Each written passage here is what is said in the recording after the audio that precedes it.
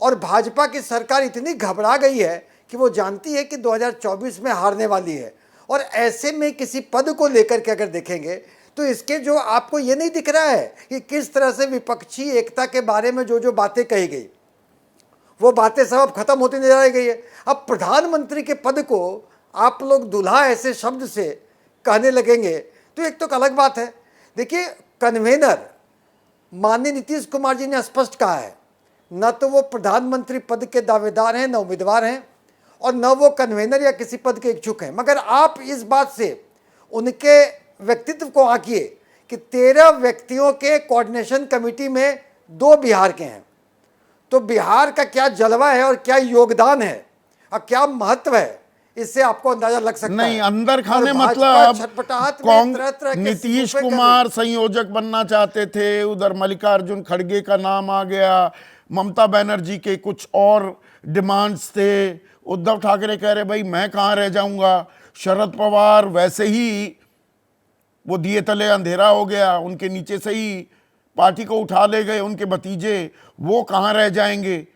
ये असमंजस अभी भी बरकरार है क्या?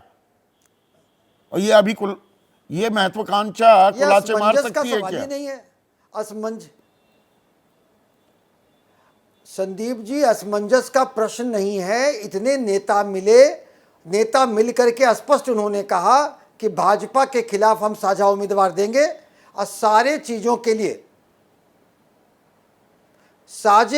के लिए कमेटियां गठित की गई हैं। हम चल पड़े हैं और भाजपा के कुशासन को, भाजपा के महंगाई के मार से जनता त्रस्त थी। बेरोजगारी का आलम तो ये आप जानते हैं कि 2 करोड़ प्रति वर्ष रोजगार के वायदा करके 18 करोड़ के बदले उन्होंने लोकसभा में दिया है कि 7 लाख कुछ हजार नौकरियां दी हैं। 7,22,000 जो भाजपा का जुमला, नहीं, अब 5.5 लाख और दे दी हैं, 5.5 लाख और हो गई, उसमें खैर 9,79,000 खाली पड़े हुए थे पद।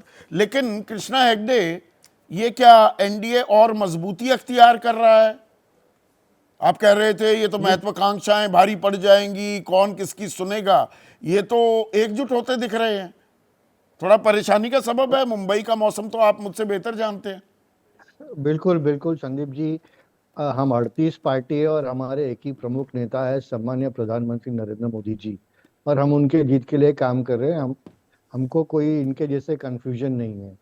4 महीने और 3 मीटिंग के बाद इन्होंने एक कन्वेनर का नाम दिया, कैंडिडेट का नाम तो देना बहुत दूर की बात है। और आज तो 75 लोगों का कोऑर्डिनेशन कमेटी बनाया, 13 और 14 का नहीं, 75 लोगों का। ये तो वो तो सारी कमेटियों के नाम जोड़ दिया आपने। 13 14 लोगों की कमेटी है, 11 लोगों की भी कमेटी है। चार कमेटी बना दिए उन्होंने। अरे आपने भी 38 का एक 39 दलों का एक एनडीए खड़ा कर दिया, नाम भी नहीं बता पाएगा कोई। मैं दावे से कह सकता हूं, आज संदीप भाई, बिना कागज में पढ़े कोई भी एनडीए का नेता सारे 39 दलों के नाम बता दे। आप बता दीजिए, बता सकते हो तो, आप तो एनडीए का हिस्सा हैं, गिनवा दीजिए मुझे 39 दलों के नाम। 39 गिराता हूँ ना, रामविलास पासवान जी का है, हाँ, बीजेपी का है, हमारा है, एनसीपी है, अकाली दल है, 5 अकाली दल नहीं है, हाँ छोड़िए, नहीं अकाली दल है ना, नहीं है मायावती हमारे साथ ही, मायावती भी नहीं है, चौथे पे ही अटक गए आप। काम करने वाली है। नहीं मैं बताता हूँ आपको। हाँ बताइए 35 नाम और 29 नाम जो आप मुझे बोल रहे हैं वो अलग बात है, लेकिन नहीं बता पाए ना कि नहीं, सुनिए ना, मैं बताता हूँ ना। हाँ,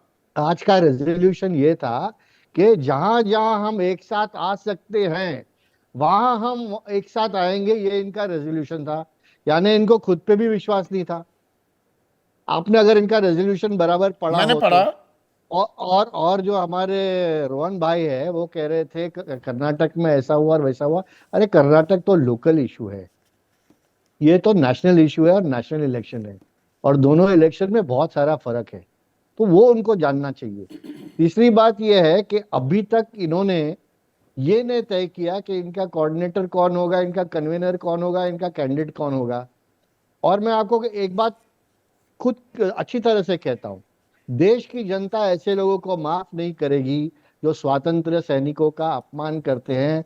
स्वातंत्र वीर सावरकर का जो अपमान राहुल गांधी ने महाराष्ट्र में आके किया, यहाँ पर उनको कोई सीट मिलने वाला नहीं है और देश में भी वो जीत नहीं सकते। परिवारवादी तो भी ये हैं, बात तो बहुत भ्रष्टाचारी भी हैं। अजित पवार भ्रष्टाचारी नहीं है ना? आपके वित्त नहीं, मंत्री हैं आपकी सरकार अजित में। पवार जी को आज भी एक जो महाराष्ट्र स्टेट कोऑपरेटिव बैंक में क्लीन चिट मिला है, इसके पहले भी उनके ऊपर आज ही कोई मिल गया चार्जशीट नहीं था। अभी और 10 दिन पहले आए, अब क्लीन चिट भी हो गई, जैसे नहीं, और 2019 में भी आघाड़ी हुई के थी। टाइम पे ये भी उनको मिला था जारंडेश्वर, इसमें हमारी सरकार में नहीं मिला था, वो महाविकास आघाड़ी की सरकार में मिला था। वही उनके महाविकास ऊपर कोई चार्जशीट नहीं। नहीं ना ना ना, महाविकास आघाड़ी नहीं, देवेंद्र फडणवीस के साथ जब उप मुख्यमंत्री बने थे नवंबर में, नहीं, सुबह नहीं, सुबह वो तड़के तो तड़के दूसरे दिन अरे मिल गई थी संदीप क्लीन जी, चिट। वो 4 दिन के लिए था हाँ, गवर्नमेंट, उसी उसके में ही बाद दूसरे भी दिन उनको मिल गई थी। मिली है। और उन्होंने 2.5 साल तो उप मुख्यमंत्री का काम किया उद्धव जी के नेतृत्व में, तभी इन्होंने कुछ नहीं कहा। हमारे पास आए तो वॉशिंग मशीन और भ्रष्टाचार, और आपके साथ अरे रहे भाई, तो सब प्रधानमंत्री कह रहे ऐसा थे थोड़ी हो 70,000 सकता है ना। करोड़ का घोटाला किया है। उन्होंने अजीत दादा के बारे में कहा क्या? उन्होंने नाम लिया क्या? नहीं अच्छा, लिया नेचुरली करप्ट पार्टी बताया था एनसीपी को, उसी को तो तोड़कर लेकर आए। नहीं नहीं, आधा उधर बचा है ना। अच्छा, आधा आधा बचा उधर हुआ बचा है ना। है तो मतलब कोई गतिरोधक पुढ़े आए वो वाला काम तो नहीं है नहीं नहीं, कि बिल्कुल नहीं, हम स्मूथ चल रहे हैं। ये ट्रिपल इंजन की सरकार है, बुलेट ट्रेन की स्पीड से चल रही है, बुलेट ट्रेन लोकहित तो में अटकी काम हुई करे। है, बुलेट ट्रेन अटक गई है कहीं। बुलेट ट्रेन नहीं अटकी, और वो भी, उसका भी इनॉग्रेशन हो जाएगा, वो भी जल्द उसका भी चलेगी। इनॉग्रेशन हो जाएगा। अभी जितना भी इनॉग्रेशन, पत्रकारिता कोई इमोशन नहीं है, ना अपना कोई ज्ञान देना है और ना कोई विचार थोपना है। पत्रकारिता क्या है? पत्रकारिता का मतलब है सही जानकारी इकट्ठा करना और तथ्य बताना। पत्रकारिता आज जितने महत्वपूर्ण दौर में है, शायद पहले नहीं थी। इस दौर से निकलने के लिए सिर्फ सच दिखाने की जरूरत है, वो सच जो आपके हित को आगे रखे। इसलिए अब रात 9 बजे प्राइम टाइम नहीं होगा, ये आपका टाइम है।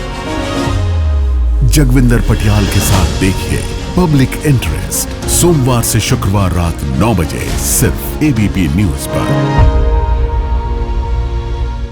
एबीपी न्यूज आपको रखे आगे।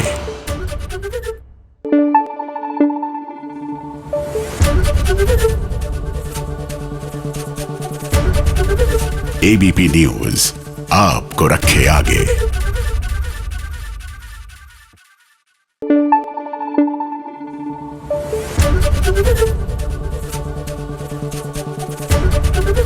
एबीपी न्यूज आपको रखे आगे।